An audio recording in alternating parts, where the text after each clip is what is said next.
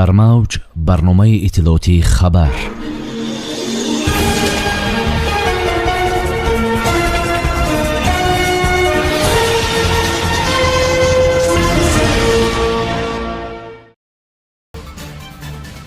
фармони президенти ҷумҳурии тоҷикистон. сарвари давлат аз парваришгоҳи кишвари сабз боздид карданд. сокинони тоҷикистон дар моҳи март чанд рӯз истироҳат мекунанд. таҷлили 32-мин солгарди таъсисёбии қувваҳои мусаллаҳи ҷумҳурии тоҷикистон. фармони президенти ҷумҳурии тоҷикистон дар бораи ба эҳтиёт рухсат додани хизматчиёни ҳарбие ки муҳлати муқаррар гардидаи хизмати ҳарбиро адо намуданд ва даъвати навбатии шаҳрвандони солҳои таваллуди 1998-2007 ҷумҳурии тоҷикистон ба хизмати ҳарбӣ. мутобиқи моддаи 7 қонуни ҷумҳурии тоҷикистон дар бораи мудофиа фармон медиҳад. мутобиқи моддаи 7 қонуни ҷумҳурии тоҷикистон дар бораи мудофиа фармон медиҳад. хизматчиёни ҳарбие ки муҳлати муқаррар гардидаи хизмати ҳарбиро адо намуданд моҳҳои апрел-майи соли 2025 аз сафи қувваҳои мусаллаҳи ҷумҳурии тоҷикистон, қӯшунҳои сарҳадии кумитаи давлатии амнияти миллии ҷумҳурии тоҷикистон, гвардияи миллии ҷумҳурии тоҷикистон, қӯшунҳои дохилии вазорати корҳои дохилии ҷумҳурии тоҷикистон, қӯшунҳои мудофиаи граждании кумитаи ҳолатҳои фавқулода ва мудофиаи граждании назди ҳукумати ҷумҳурии тоҷикистон, бригадаи посбоникунандаи сарраёсати иҷрои ҷазои ҷиноятии вазорати адлияи ҷумҳурии тоҷикистон, батальони кишоварзии агентии таъминоти амволи махсуси назди ҳукумати ҷумҳурии тоҷикистон ба эҳтиёт рухсат карда шаванд. моҳи апрел-майи соли 2025 шаҳрвандони ҷинси мардӣ то рӯзи даъват ба синни 18 расида, инчунин шаҳрвандони синни калонтари ҷумҳурии тоҷикистон ҳуқуқи ба таъхир андохтани муҳлати даъват ё озод будан аз даъват ба хизмати ҳарбиро надоранд, барои хизмат ба сафи қувваҳои мусаллаҳи ҷумҳурии тоҷикистон, қӯшунҳои сарҳадии кумитаи давлатии амнияти миллии ҷумҳурии тоҷикистон, гвардияи миллии ҷумҳурии тоҷикистон, қӯшунҳои дохилии вазорати корҳои дохилии ҷумҳурии тоҷикистон, қӯшунҳои мудофиаи граждании кумитаи ҳолатҳои фавқулода ва мудофиаи граждании назди ҳукумати ҷумҳурии тоҷикистон, бригадаи посбоникунандаи сарраёсати иҷрои ҷазои ҷиноятии вазорати адлияи ҷумҳурии тоҷикистон, батальони кишоварзии агентии таъминоти амволи махсуси назди ҳукумати ҷумҳурии тоҷикистон даъват карда шаванд. вазорати мудофиаи ҷумҳурии тоҷикистон, раисони комиссияҳои даъватии вилояти мухтори кӯҳистони Бадахшон, вилоятҳо, шаҳри Душанбе ва шаҳру ноҳияҳо бо иштироки намояндагони мақомоти амният ва корҳои дохилӣ даъвати шаҳрвандонро аз ҳисоби интихоби дақиқи даъватшавандагон ба қӯшунҳои сарҳадӣ, гвардияи миллӣ ва қисмҳои ҳарбии таъиноти махсус бо дар назардошти хусусиятҳои хоси хизмат дар ин воҳидҳо ва дар навбати аввал пуррагардонии онҳо амалӣ намоянд. раисони шаҳру ноҳияҳо якҷо бо комиссариатҳои ҳарбӣ бо мақсади амалӣ намудани муқаррароти моддаи 34 қонуни ҷумҳурии тоҷикистон дар бораи ӯҳдадории ҳарбӣ ва хизмати ҳарбӣ даъвати муташаккилонаи шаҳрвандонро ба хизмати ҳарбӣ бо дарки масъулият ба роҳ монанд. вазорати тандурустӣ ва ҳифзи иҷтимоии аҳолии ҷумҳурии тоҷикистон барои муоинаи назорати тиббии даъватшавандагоне ки аз ҷониби комиссияҳои даъватии вилояти мухтори кӯҳистони Бадахшон, вилоятҳо, шаҳри Душанбе, шаҳр ва ноҳияҳо даъват шуданд, табибону мутахассисони бо таҷрибаро сафар барнамоянд. президенти ҷумҳурии тоҷикистон Эмомалӣ Раҳмон, шаҳри Душанбе, 19 феврали соли 2025. президенти ҷумҳурии тоҷикистон пешвои миллат муҳтарам Эмомалӣ Раҳмон ва раиси маҷлиси миллии маҷлиси олии ҷумҳурии тоҷикистон, раиси шаҳри Душанбе муҳтарам Рустами Эмомалӣ аз парваришгоҳи ниҳол ва гулу буттаҳои нодири ҷамъияти дорои масъулияти маҳдуди кишвари сабз боздид намуданд. иттилоъ дода шуд ки масоҳати замини хоҷагии 45 гектарро ташкил дода дар ҳудуди он зиёда аз 100 намуди гулу буттаҳои нодир ва 40 намуди ниҳоли дарахтони ороишӣ ки тухмии онҳо аз дохил ва хориҷи кишвар оварда шуданд, бо тавсияи олимон кишту парвариш карда мешавад. ба сарвари давлат иттилоъ дода шуд ки дар масоҳати 2 гектару 20 садяк замин дар хоҷагии гулпарварӣ гармхона бо насби технологияи муосир бунёд ёфтааст.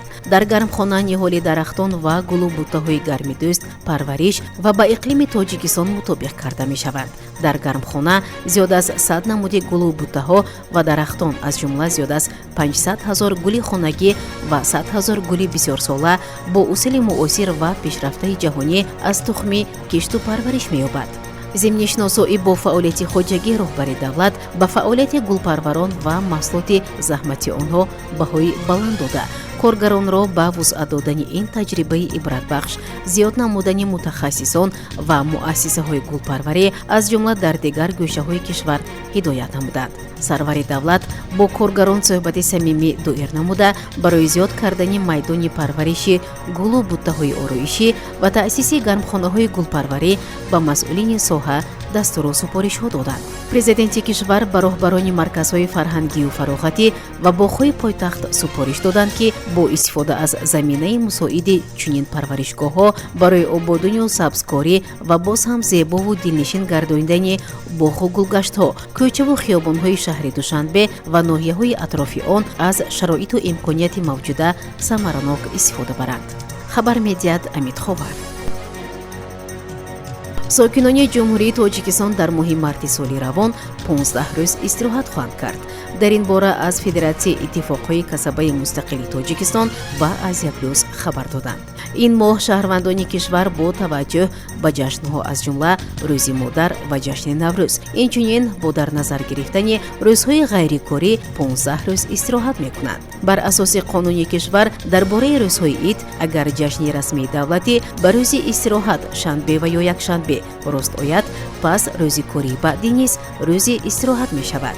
ба ин тартиб рӯзи модар, ки дар кишвар санаи 8 март таҷлил мешавад, ба рӯзи шанбе рост меояд. бинобар ин сокинон санаҳои 8, 9 ва 10 март таътил хоҳанд дошт. ҳамчунин рӯзҳои расмии истироҳат дар иди Наврӯз санаи 21, 22, 23 ва 24 март мебошад. азбаски санаи 22 ва 23 март рӯзҳои шанбе ва якшанбе ҳастанд, рӯзҳои 25 ва 26 март низ истироҳат хоҳад буд. ҳамин тариқ сокинони ҷумҳурии Тоҷикистон дар моҳи марти соли ҷорӣ бо шумули рӯзҳои истироҳат ва ҷашнҳо 15 рӯз истироҳат хоҳанд кард, яъне санаҳои 1, 2, 8, 9, 10, 15, 16, 21, 22, 23, 24, 25, 26, 29 ва 30 март. дар кӯхи фарҳангӣ ба номи Абу Абдуллоҳи Рӯдакӣ ба муносибати рӯзи қувваҳои мусаллаҳи ҷумҳурии Тоҷикистон ҷамъомади тантанавӣ баргузор гардид. раиси вилояти суғд Раҷабой Аҳмадзода зимни суханронӣ аз номи пешвои миллат, президенти ҷумҳурии Тоҷикистон, сарфармондеҳи олии қувваҳои мусаллаҳи кишвар муҳтарам Эмомалӣ Раҳмон, тамоми хизматчиёни ҳарбӣ ва кулли мардуми вилояти суғдро ба муносибати 32-мин солгарди таъсисёбии қувваҳои мусаллаҳи ҷумҳурии Тоҷикистон табрик намуд. қайд гардид, ки муҳимтарин ва арзишмандтарин меъёри ватандориву ватандӯстӣ расидан ба қадри ватан, миллат ва давлати соҳибистиқлол, ин ба ҷо овардани хизмати ватан ва ҳифзи марзу буми он ба ҳисоб меравад. афсарону сарбозони қувваҳои мусаллаҳи ҷумҳурии Тоҷикистон аз он рӯзҳои вазнин сар карда дар барқарор кардани сохти конститутсионӣ ва ҳокимияти қонунӣ, мубориза бар зидди дастаҳои мусаллаҳи ҷинояткор, ошебҳои хиёнаткорона, кӯшишҳои табаддулоти ҳарбӣ хоинони миллат ва ҳифзи сарҳади давлатӣ хизмати фидокоронаро анҷом дода аз имтиҳони ҷиддии ҳаёт гузаштанд. боиси ифтихор аст, ки хизматчиёни ҳарбии ҷузъу томҳои қувваҳои мусаллаҳ ҳомиёни воқеии кишвар ва амнияти мардуманд ва ҳамчун нерӯи тавонои мудофиавӣ ташаккулу такомул ёфта халқу давлат ва марзу буми кишвар таҳти муҳофизати ҳушёрона ва зираконаи онҳо қарор дорад. дар ҷамъомади тантанавӣ ҳамчунин муовини вазири мудофиаи мамлакат Бобоҷон Саидзода аз номи вазири мудофиа муҳтарам Эмомалӣ Собирзода хизматчиёни ҳарбиро бо солгарди таъсисёбии қувваҳои мусаллаҳи ҷумҳурии Тоҷикистон табрик намуд. дар интиҳо аз ҷониби аҳли фарҳанги вилояти суғд барномаи рангини консертӣ пешниҳод гардид.